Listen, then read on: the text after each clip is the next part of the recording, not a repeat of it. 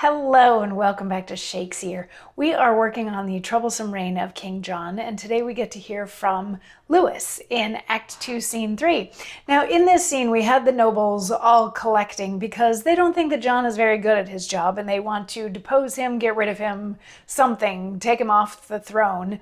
And they think that Lewis should be king instead because Lewis is married to Blanche, who's John's niece, and all of this fun stuff. But while the nobles were there and they were sort of waiting for other people to arrive, the bastard arrived, at which point Essex shared a list of the wrongs that John has committed that mean that he should no longer be king.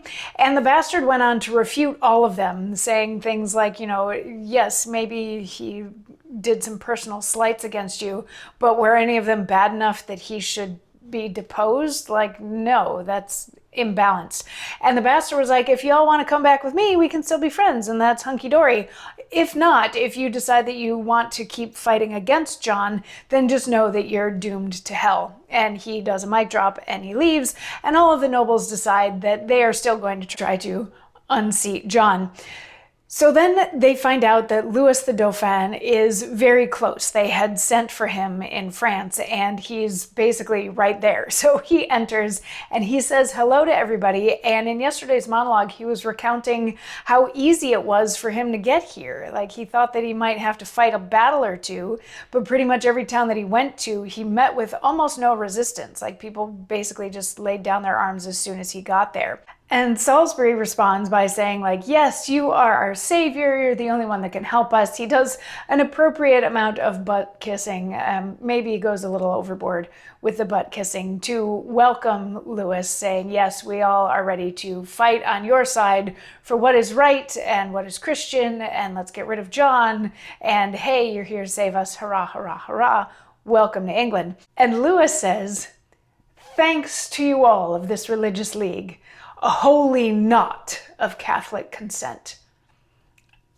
I cannot name you, lordings, man by man, but like a stranger unacquainted yet, in general, I promise faithful love. Lord Bigot brought me to St. Edmund's shrine, giving me warrant of a Christian oath, that this assembly came devoted here to swear, according as your packet showed, homage and loyal service to ourself.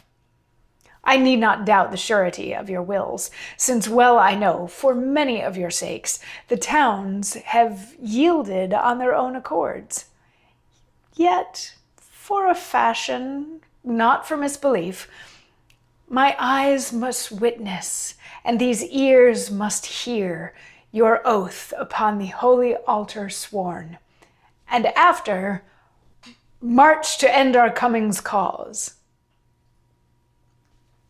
So this is Lewis saying sort of thank you for the welcome. And I don't really know who all of you are yet, but that doesn't matter because I can just sort of generally say that I will be faithful to all of you.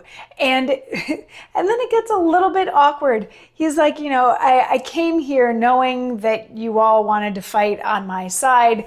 And it's not that I doubt that because, all these towns surrendered of their own accord while I was coming here. So like, I know that you're on my side, but really, I'd like to hear you all say it. I'd like to hear you all swear your oath upon this altar that we are on the same side and that you're going to back me up and that you're going to fight for me. And then after that, we can go and we can overthrow John. So yeah. And Salisbury is going to have a response to that in the form of a monologue that we will hear tomorrow. So I'll see you then. Mwah.